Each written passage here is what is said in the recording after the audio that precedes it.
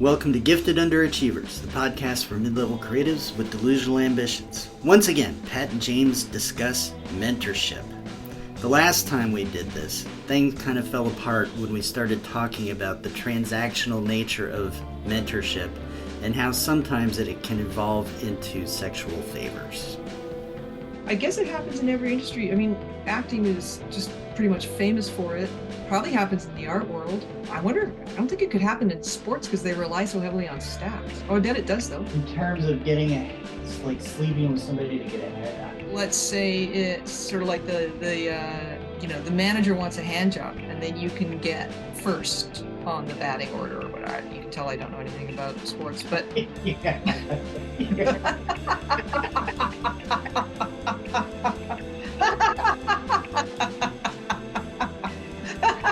Yeah. Coach, I'll give you a little handy if I'm batting fourth. I want to be cleanup. Yeah. Okay. Batting order was probably not.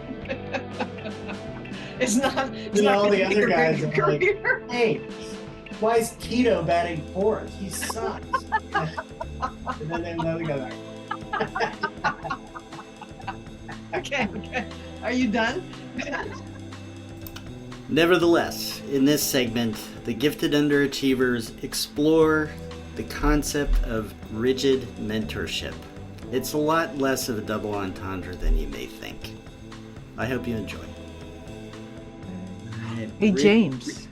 Yes. Oh, you were just muttering to yourself in the... I was. Yeah. I was. Anything you want to share? In a moment. No. I was just muttering, and I don't even know what I was muttering about. I'm a mutterer. My mom was a mutterer. I love it. I mean, My dad's a mutterers. mutterer. Yeah. I'm from a family of mutterers. My son's a mutterer.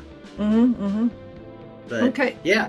What do you got? What's going on? I'm down here in the cookie cutter room of the Gifted Underachievers Clubhouse. It's right next to our convection oven room. Oh, handy, right? Which is two great rooms. Yeah. And I'm thinking about mentorship and you know what got up my nose recently was an experience where there was a person in the room, let's say, for the virtual room. I'm only ever in rooms by myself. Maybe I have a personality flaw. I don't know. But so, we don't even ever inhabit personality flaw. Yeah, I know. You look so mystified. Thank you. Come on. Thank you. So come on there, Betty Davis. We were in a room and we were talking about a particular manuscript that everybody had in hand, and there was this member of the group who was under the mistaken impression that I guess that a piece of work can only be structured one way, beginning, middle, end. Really? I beg only linear storytelling. Yeah, the only way is linear, and it has to start with a scene, and there has to be these elements in the scene. And I was mildly irked by this certainty, I guess. And then I thought, what if this person wasn't in a mentorship position, but what if they were? And what if they were working with a writer on something very important to the writer, which most projects are, and they had this kind of rigid message they were sending, a cookie cutter form for art, basically. So I'm talking about writers, but it could be anything. What if there was a mentor in the art world saying, not only am I here to, guide and encourage and support you, but I'm also here to tell you the only form of art that you should be doing is still lifes, and they have to all have pairs in them. Right. It's rigidity in a form, in a relationship where your whole job is not to be rigid. Yeah. Or I can see, how do you hope to ever sell that? Here's what exactly. However you deliver your message, which it wouldn't be, you're right, it wouldn't be as obvious as saying you have to do it this way. it would be something a little more passive aggressive, like, well, you can do it that way, but you're never going to sell it. Uh, and I'm not saying mentors do that. I mean, I've been a mentor for in many different situations, sometimes paid, hardly ever unpaid because I got to make a buck over here. But Yeah. the uh, the point is to support, encourage, and help the person, see their obstacles and remove them. And dictating what form the art should take Mhm. is not an is not removing an obstacle, it's adding an obstacle. And so it gets up Wow. my nose when Wow. mentors are rigid. Yeah. Okay. That awesome. And I love the discussion of obstacles, Yeah. right? So, I'm working with someone, former big time business leader, up there working on this book. And one of the things that she talks about, and I'm just going to mention this in brief without violating, hopefully, any agreements, but that the role of a leader is to be there to get things out of the way for the people who are doing the work, Yeah. right? And Hmm. so a mentor, whether it's in a class or one-on-one, their role is to enable that person to do their best work and provide them guidance toward that without limiting Yeah. the work that they're going to do. And one of the things, you came up with sort of the very obvious example, but then said, but it's never, the devil never shows up, advertising, here I am, right? Hmm. So it's more like the crafty mentor Yeah. trying to push their rigidity. This is how it's supposed to be. Yeah. um, And it's unconscious rigidity. It's a lack of grounding in the entire yeah. spectrum of the craft or the art. Yeah, or it's a place, insecurity, Yeah, could be right? insecurity. Yeah. Because I'm having imposter syndrome, why should anybody trust me? So I'm going to be really rigid about what I Oh, present. yeah. Um, it could be about ego and validation. Right. What I'm doing is right, and I need to hear that reflected back Yeah. to the people I'm trying to guide. I think, yeah, I think there's all different kinds of ways that people kind of fall into it. Um, and sort of an aside example is, I see this a lot from younger people who are trying to establish themselves as like a thought leader Mm. in something, and they come up with these very rigid lists, Yeah. right? If you don't do these things, or if you do these things, you're gonna, you're wrong and you're gonna fail. And this is, I'm the thought leader, right? And that's a different, slightly different thing where they're just trying to present themselves as something that they aren't yet. And so, yeah, I mean, this whole question that you brought up brings up a lot of complicated behavior traits. Yeah. Yeah. And I think, I just want to circle back to what you said about um, insecurity. And I think maybe it comes from a need to be the expert. And mentorship is founded on expertise, but it's not about foisting your expertise on somebody else's projects. You're really Hmm. using your experience as in the field, in the industry, as a way of helping somebody navigate that same industry when they're in a different place than you are. They might, for example, with our jobs, right? I mentor writers, Right. um, as either as part of an edit or as part of a coaching situation. And I am obviously applying my expertise as a Hmm. fiction a professional reader and, somebody who studied fiction and written fiction and all that stuff. I'm applying that level of expertise, but I'm not telling them what their project should be about if their structure is, the actual form that their art takes is has issues. I'm going to talk about the issues in a technical sense and not in a you need to do it this way every single time sense because Hmm. this is what the market wants sense. I'm not Right. there to do that. That Right. is not my that's not my contribution. My Right. contribution is to help them be the best at what they're doing they can be, and Right. to do that by, just in a bunch of different ways that don't include being Hmm. didactic about what form their art takes. Yeah. That's interesting. It it raised the question. So you have an MFA. Did Yeah. you ever have one of your professors, or even an English teacher, I suppose, teach their own work, teach their own book? Yeah. Yeah. Yeah. How did that come across? Well, it came across as a way to not to get permission, basically. So they taught either their own work or student work with permission. And this is just a particular example from a craft, basically craft talk. So there's, Mhm. they have lots of those in any MFA program. And this person was talking about wordiness and how in writing, wordiness should be for a reason. If you're sort of an ornate writer, it doesn't mean that it's just a bunch of extra words. It's got an effect, like Stanley Elkin or somebody like that. So so they were giving examples of their own work as this is how I wrote this sentence when I was 20. This is how I'd write it now. I get it. I get it. So Yeah. it's more about pulling back the kimono, so to Pulling speak. back the kimono. Yeah, To say, here's what, yeah.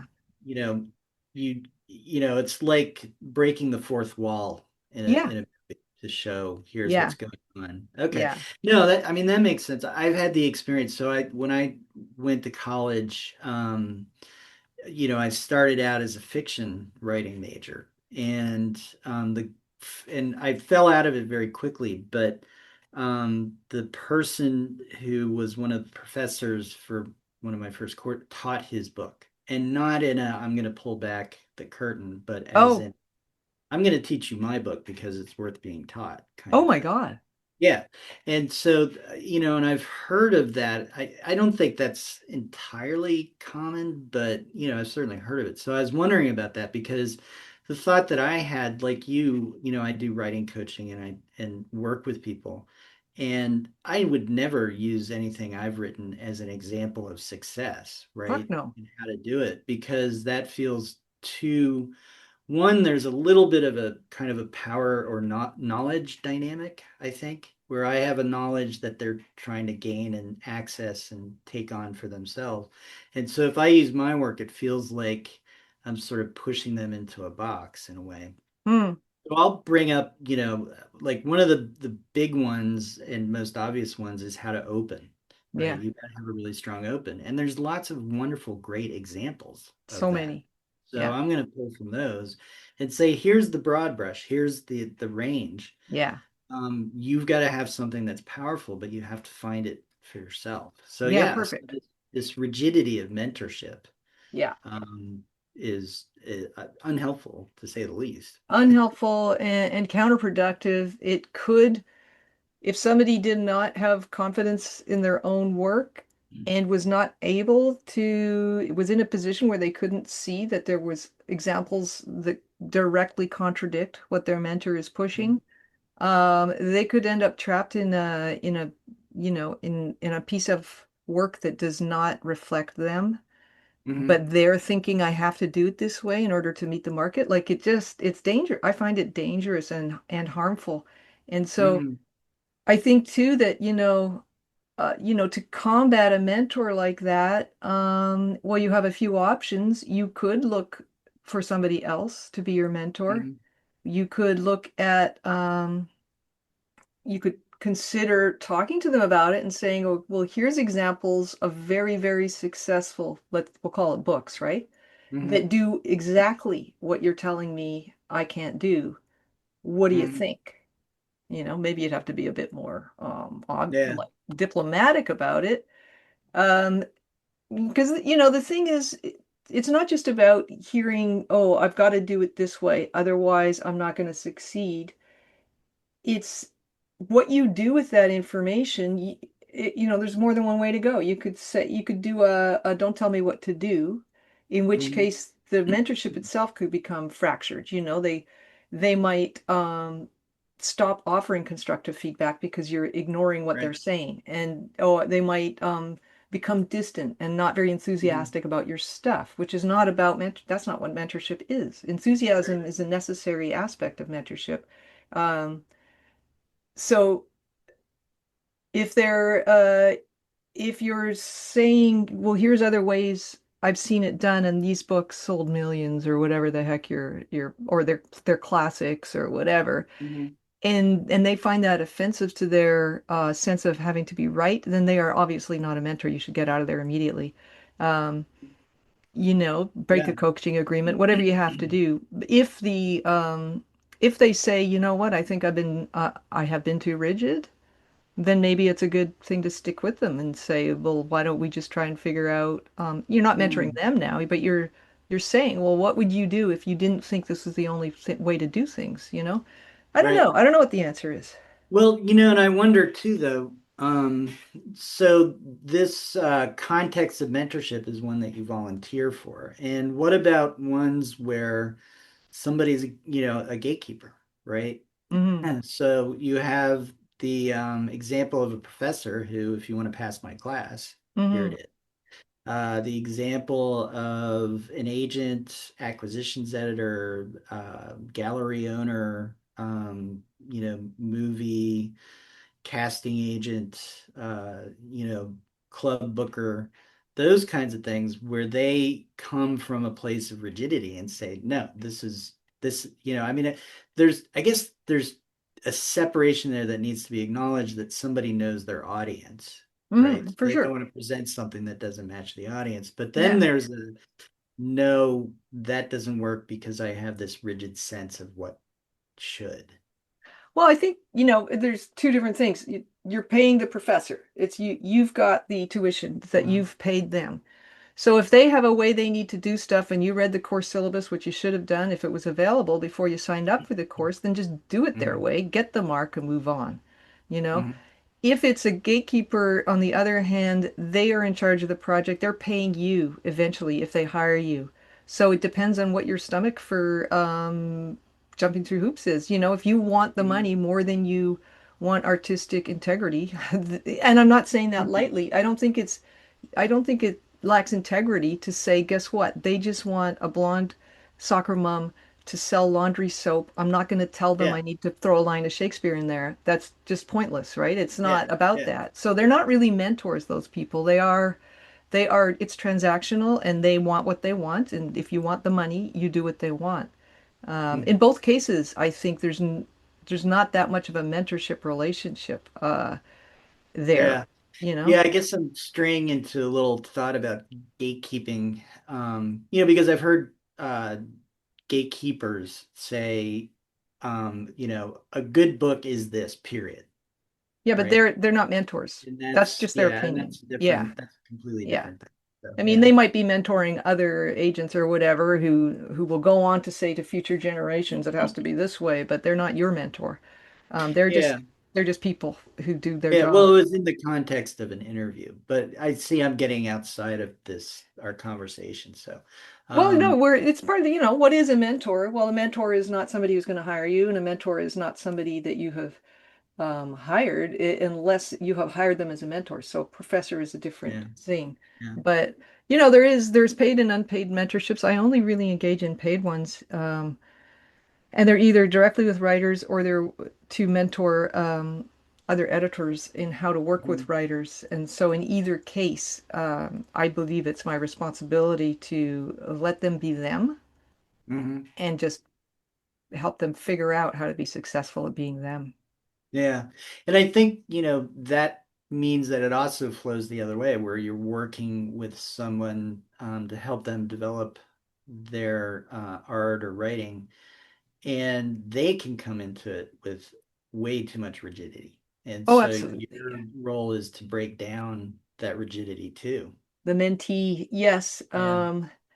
And depending on what their rigidity is about, in some cases you can not attack it, but, bring it up directly. And in other cases, you can do this sort of context provision thing where you show them a million examples that aren't the thing they thought was the only way to do something. And that's important. That's really valuable for Yeah. them. Because if they're Yeah, I know. serious about it, they'll take those examples seriously. Yeah. And when you can change that mindset, boy, they're really going to respect and appreciate what you're doing for them. Yeah, I mean they change their own mindset, but it's you're providing them with the ability to do that. Mhm. Yeah, for sure. Yeah. And I think the only way that you can do that is if you're a mentor who is not a rigid thinker as Yeah. well. Oh yeah, yeah. I don't think rigid thinkers would survive as a mentor. I just don't think it's possible. I could be wrong, right? Yeah, well, I don't know. I mean, academia has, or academia, however you pronounce it. I think there's all kinds of examples that you can find, Yeah, and I maybe in don't think it's too academia. hard to find them. Yeah. You know, Yeah. You're right. I think maybe like PhD supervisors, that type of thing. all the way down. I You think it's know, transactional there again, though. You know what? I don't think I've defined mentorship for myself really. But I do think a successful mentor has to be flexible, has to be able to Mm, understand that their way is not the only way to do something. yeah. Well, they have to be a good teacher, Yeah, right? maybe that's it. And they have to because being a good teacher is about the communication. It's about the questioning, the exploration, all that, Yeah. those kinds of things. And my favorite, so my degree turned out, I moved into political science. And I got really lucky because I went to a state school in New York and it happened to have a really strong poli sci department. Mm, Complete dumb luck. Like yeah. I not there was no planning on my part. And very good professors. And my favorite one was very challenging. Yeah. But he would never say this is right and that is wrong. Yeah. Um, unless there was a statement of fact, right? Right. But and he would bring up scenarios and introduce them and really challenge the class to challenge each other and challenge him and challenge assumptions Yeah. and challenge our thinking and challenging our perspectives. And it was really a very important and powerful thing that he was doing. Yeah. So I see teaching and mentorship as very analogous. Yeah. Um, Okay. Good. Thank you. we are done. Well, I'm done. It's 12:03. I got to go in 2 minutes. Okay.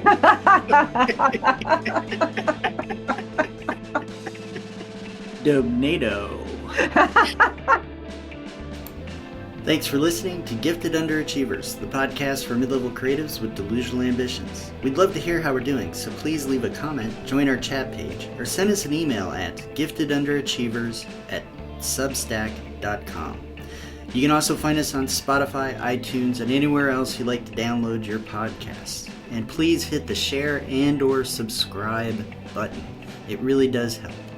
And as always, please have an awesome day.